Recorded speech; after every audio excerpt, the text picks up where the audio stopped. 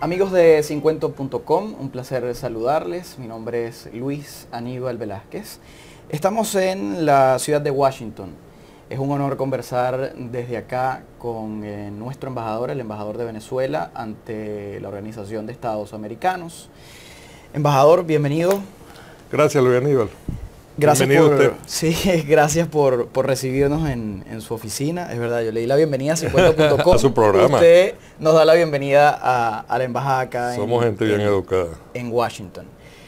Embajador, para ponernos en contexto, un año de la muerte del líder revolucionario Hugo Chávez, que usted ha dicho en varias partes que ha tenido como un duelo de a poco, y un año del mandato de nuestro actual presidente Nicolás Maduro.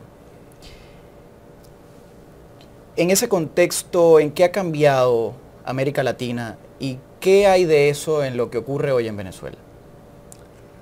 La verdad es que yo no sé si decir que algo ha cambiado en América Latina o si algo ha cambiado en los Estados Unidos, que ha arreciado su política de desestabilización de las democracias disidentes en el continente, porque en América Latina continúa ampliándose el espectro de gobiernos o sistemas políticos comprometidos, cada uno a su manera según sus propias realidades, con la democracia y con la justicia social. Entonces, eso de otra parte ha generado una agresividad en la dictadura imperial, que no es solamente el gobierno de los Estados Unidos, es mucho más y está por encima de ese gobierno inclusive. Son los poderes institucionales y los poderes fácticos también. Estoy pensando en el Congreso de los Estados Unidos, que es una de las fuentes permanentes de agresión y de difamación de los gobiernos que no somos mansos en este continente, pero por el otro lado son las corporaciones, como las que representan a la dictadura mediática, que han arreciado sus esfuerzos para desestabilizar gobiernos progresistas. Y eso se demuestra, de hecho, en las calles de Caracas o de San Cristóbal y de algunas ciudades del país, pero curiosamente en los barrios o vecindarios prósperos de clase media y media alta. No en los de clase alta, esos son los mandantes. Embajador, sobre el tema de los Estados Unidos quiero que conversemos más adelante, pero quiero irme un poco a enero de este año, a febrero y todo lo que ha tenido que ver. El 23 de enero sin duda fue el inicio, bueno, mucho antes, pero públicamente fue el inicio de lo que ha ocurrido en Venezuela a partir de febrero. El 23 de enero, como sabemos, Leopoldo López y María Corina Machado dieron unas palabras al país donde escuchamos tres consignas como elevemos el espíritu de lucha, es momento de tomar las calles y la salida. Ellos le hablaron sin duda... Vamos a aprender las calles. Lo dijeron también. Ellos sin duda estaban hablándole a alguien en específico, a un sector que era la oposición radical, a la cual probablemente Enrique Capriles no se dirigía tan directamente. A este punto, a más de 50 días de ese momento, ¿cómo lo ve usted? ¿Ha fracasado completamente? ¿Ellos van a una nueva fase? ¿Y quién ganó y quién perdió en este caso? Antes debo hacer un señalamiento, porque en anticipación, pero no en previsión de esto que ocurrió, sino en el momento de la consolidación de su poder político, el presidente de la República, luego de haber salido triunfante en lo que la oposición calificó como plebiscito, en las elecciones municipales, convocó a los alcaldes y gobernadores de la oposición, convocó un diálogo de la oposición que no estaba determinado por ninguna situación irregular. Y posiblemente haya una vinculación causa-efecto entre la mano tendida y las llamadas a la moderación y las políticas de amplitud generadas por el gobierno consolidado políticamente y la respuesta violenta.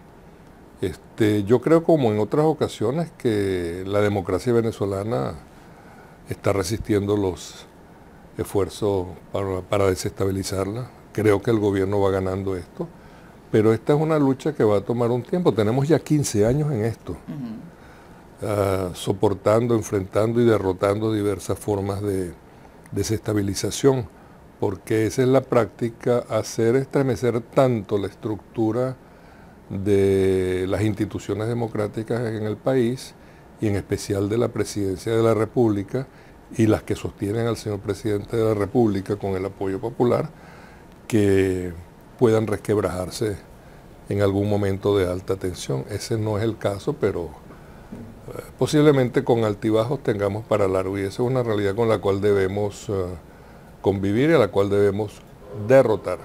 Quisiera saber si usted piensa, de nuevo, si este realmente era el plan de la oposición, tener a sus líderes bajo las rejas como para hacer pensar que en Venezuela no hay democracia.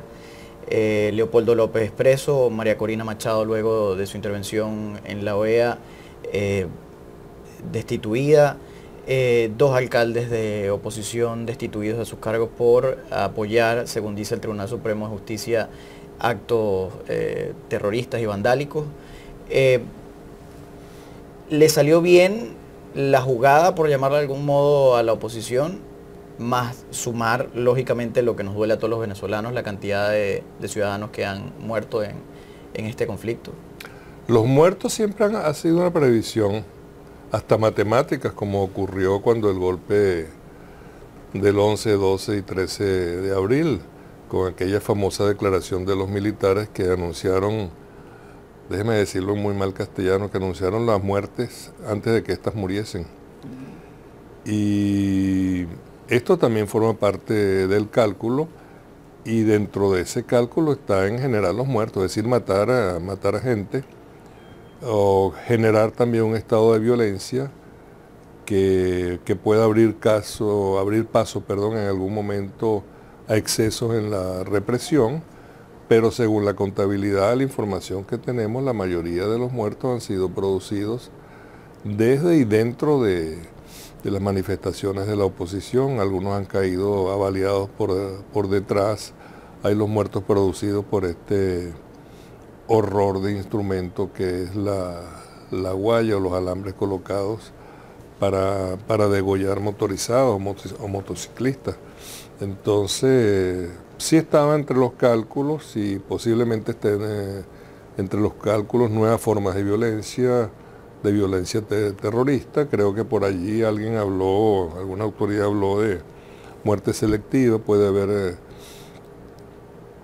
asesinato de personajes políticos importantes para generar caos. Y pienso yo, esta es mi presunción, que esa puede haber sido una de las razones por las cuales se entregó el señor Leopoldo López tan rápido, porque dio por válida la información que le dio el gobierno de que él estaba en los planes de los asesinados. Temía por su vida, de hecho su esposa sí. lo dijo en una entrevista con CNN, dijo que sí. El gobierno o funcionarios del alto gobierno le habían advertido a la familia sí. sobre unos posibles planes para asesinar a Leopoldo López, y ellos tomaron ciertas previsiones. Porque la creyeron. ¿Y por qué la creyeron? Porque esas previsiones estaban en los planes. Lo que no estaba en las previsiones era que fuera él mismo, por ejemplo, el blanco de un intento de asesinato. Por eso se entregó tan rápido. Le decía al principio que quería conversar sobre el tema de Estados Unidos, aprovechando que estamos aquí. Antes de comenzar la conversación, le comentaba que estuve en las oficinas del edificio del Rayburn, el Congreso de los Estados Unidos, conversando con algunas personas allí. Parece paradójico, pero algunos congresistas que para nada les gusta cómo se lleva el gobierno en Venezuela desde hace 15 años, sostienen que los grandes medios de comunicación del mundo y sobre todo de Estados Unidos censuran lo que sucede en Venezuela. Ellos sostienen que, por ejemplo, los grandes periódicos como el New York Times o el Washington Post no reflejan lo que está sucediendo en las calles de Venezuela, que según ellos dicen que es prácticamente una guerra. Desde Latinoamérica y específicamente desde Venezuela se dice todo lo contrario, que los medios de comunicación del mundo, los más grandes, quieren crear ante la pantalla una tensión que no existe.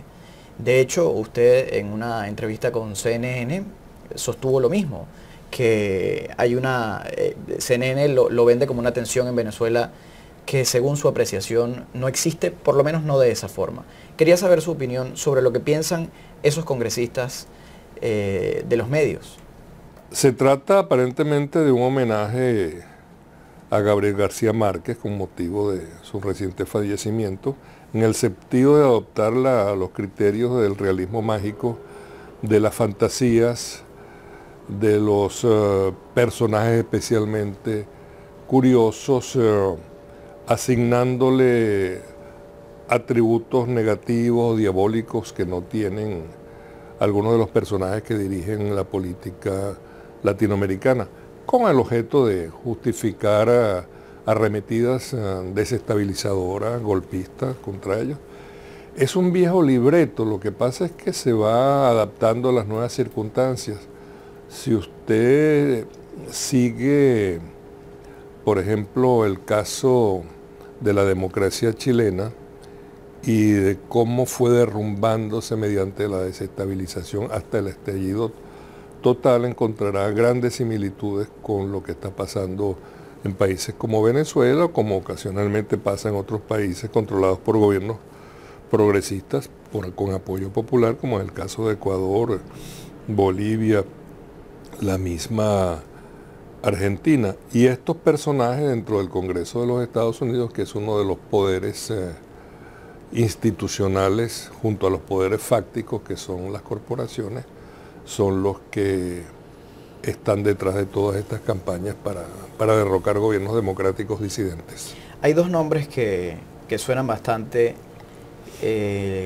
sobre el tema de Venezuela visto desde los Estados Unidos. Uno es sin duda Marcos Rubio, un senador republicano.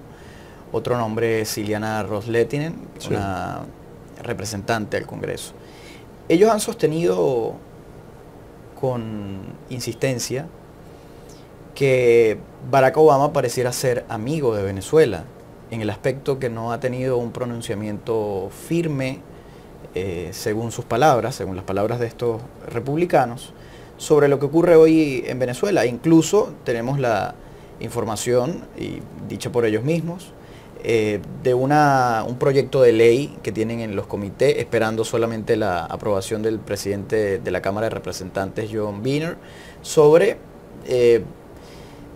sanciones, posibles sanciones a Venezuela. Ros-Lehtinen sostiene que hay que comprarle 10% menos petróleo a Venezuela como una de las sanciones, que hay que prohibir que funcionarios venezolanos entren a los Estados Unidos, que hay que intervenir bienes que algunos funcionarios venezolanos puedan tener en Venezuela. Pero al punto que voy es, ellos dicen que Obama ha tenido una actuación poco precisa sobre el tema de Venezuela. ¿Cuál es su opinión sobre eso?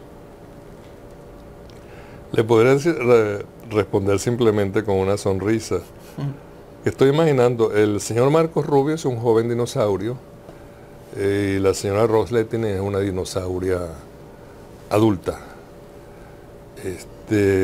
Ambos del mismo partido, pero que no nos sea eso de consuelo, porque del lado demócrata ocurre lo mismo y bajo la presidencia imperial los Estados Unidos están envolviéndose paulatinamente, metódicamente, yo diría que premeditadamente, en espacios que les pueden resultar hostiles, donde pueden enfrentar anticuerpos, pero con propósitos bélicos.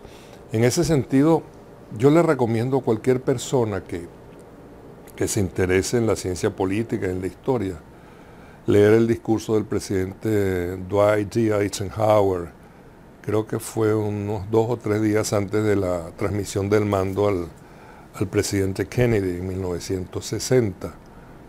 El personaje era un hombre de derecha, dada su condición y su personalidad y su peso político, era también el líder del Partido Republicano, fue el comandante de las tropas aliadas de Occidente durante la Segunda Guerra Mundial para enfrentar a la barbarie nazi, pero sobre todo en ese momento era el presidente de los Estados Unidos que se despedía, y se despidió con un mensaje al pueblo de los Estados Unidos y no con un balance de su gestión, que es lo que normalmente ocurriría en una situación semejante, sino que denunció lo que él llamó el complejo militar industrial, que en síntesis era la denuncia de el apoderamiento progresivo del poder político, del poder social en los Estados Unidos por los intereses económicos, comerciales en sociedad entre los militares de los Estados Unidos y las grandes industrias productoras de armamento bélico. Eso, y además habló de algo que hoy día pues está muy claro. Denunció adicionalmente o expresó su temor de que los grandes centros académicos de los Estados Unidos concentrasen buena parte de su investigación a la producción de armamentos cada vez más sofisticados. Eso es lo que ha estado ocurriendo, con el agravante de que ya el poder no es el complejo militar industrial como lo denunció Eisenhower en su momento, sino que ahora es militar industrial, corporativo, financiero y mediático, es decir, una dictadura global que en este momento está ensayando una expansión para cubrir y rodear a la Federación de Rusia y tratar de lograr lo que la Wehrmacht en su momento durante la Segunda Guerra Mundial no pudo alcanzar, porque usted se imagina generando desestabilización al lado, en la frontera con la Federación de Rusia, en la creencia de que esto no va a generar respuesta. Estamos al borde de una crisis grave. De hecho, hay tres aspectos o cuatro fundamentales sobre la actuación de Estados Unidos sobre Venezuela. Una, lo que ellos dicen, que quieren que Venezuela retome la democracia, considerando ellos que en Venezuela hay prácticamente una dictadura. La otra es que, bueno, posiblemente Estados Unidos esté interesado en el petróleo en Venezuela. La otra es que con sus intervenciones le llegan de algún modo al voto latino. Y hay una cuarta que quiero que usted me responda. ¿Teme Estados Unidos de la relación Rusia-Venezuela, sobre todo en este caso sobre lo que está sucediendo en Ucrania, y el volumen alto en el cual se está llevando la relación Estados Unidos-Rusia? Si fuera un problema sentimental, yo diría que están celosos. Pero no es un problema sentimental, es un problema de intereses. Y repito, cualquier democracia disidente, y disidencia en este caso significa, por ejemplo, abrir el abanico para las relaciones comerciales, las relaciones políticas entre los estados, independientemente de cuál sea su conformación político-institucional.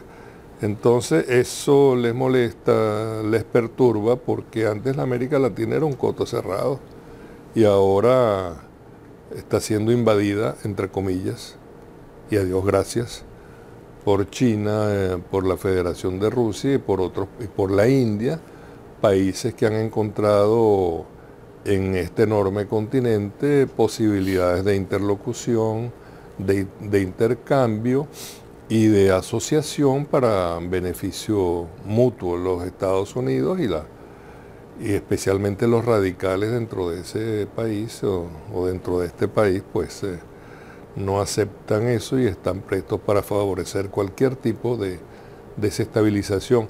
Y uso mucho la palabra desestabilización porque antes era muy fácil dar un golpe de Estado. Había fuerzas armadas preparadas, formadas por ellos, ya eso no ocurre. Ya la Fuerza Armada de Venezuela, en el caso concreto de nuestro país, se ha deslastrado de esa cultura de seguridad nacional y de esa cultura de represión y tortura que aprendían primero en Panamá, en la Escuela de las Américas, y ahora en Georgia, donde hay escuelas de tortura, de desestabilización y de represión, pero no en la medida en que, ni en la libertad como lo podían hacer en años anteriores. Para cerrar el tema de Estados Unidos, le consulto, ¿le preocupa al gobierno venezolano las leyes que senadores y representantes están interponiendo ante los comités en el Congreso de los Estados Unidos para ser aprobadas? Mire, cualquier agresión debe ser motivo de preocupación y por supuesto en primer lugar de interés, pero para eso nos hemos estado preparando. Este proceso lleva 15 años y 15 años resistiendo. Nos tumbaron en una ocasión, no les duró mucho, porque no fue un golpe militar clásico, fue un golpe mediático con apoyo del alto mando militar, comandado por generales sin soldados, sin tropas, y colocando a un empresario que no era un empresario, sino un alto ejecutivo de grupos empresariales, como fue el señor que asumió la presidencia de Venezuela por 47 horas, pero sí nos preocupa y nos preocupa a todos en América Latina. Estamos enfrentando una dictadura, es la dictadura imperial. Estamos enfrentando una plutocracia, es decir, el gobierno de los ricos. Esto no es una democracia. Aquí para ser senador hay que ser rico o hay que ser financiado por los millonarios. Entonces, si usted detalla la composición del Senado e inclusive de la Cámara de Representantes, se dará cuenta de que la mayoría de los que están ahí representados son ricos. Y otra cosa, en relación con el voto latino, influye pero localmente. Yo no creo que en general los estadounidenses de origen latino tengan este tema como motivador para su elección. Pero donde hay comunidades muy radicalizadas, como en el estado de la Florida, donde además hay una comunidad nueva, radicalizada, que es la venezolana, hay algunos voticos que pueden servir para determinar una elección en un sentido o en otro. Y yo le recuerdo algo que me dijo una vez un alto diplomático de los Estados Unidos. Él decía en inglés, all politics are local, es decir, todas las políticas son locales. O sea, una visión federal, una visión de Estado de un político, especialmente de un legislador de los Estados Unidos, no tiene en cuenta la visión global del interés del Estado de los Estados Unidos, sino su localidad, su estado, su pequeña comunidad donde consigue los voticos. Entonces, esa radicalización, por ejemplo, del señor Rubio está dirigida a cubanos y a venezolanos que juntos, dándole apoyo electoral, pueden determinar su permanencia en el Senado de los Estados Unidos. Eso contrasta con el caso de Francia. En Francia hay lo que se llama muy elegantemente la raison d'État, es decir, la razón del Estado, que priva sobre cualquier interés local. Es una visión ideológica, una concepción del Estado totalmente diferente, pero que produce efectos mortales. Ya para finalizar, embajador, ¿tendrá la Asamblea Anual de la OEA en Asunción, Paraguay, desde el 3 hasta el 5 de junio? Ya vimos cómo Panamá hizo su intento en una reunión extraordinaria de poner en el tapete el tema de Venezuela. Fuimos testigos del hecho cuando la diputada María Corina Machado intentó intervenir en la OEA. ¿Cree usted que la Asamblea Anual de la OEA, que se celebrará en la Asunción en junio, va a ser también un escenario en el cual varios gobiernos van a intentar poner el tema Venezuela? ¿Llevarán de nuevo a María Corina Machado o a otro líder opositor venezolano? Varios, yo no entiendo bien el concepto de varios, pero en general yo siempre he pensado que varios es más de dos.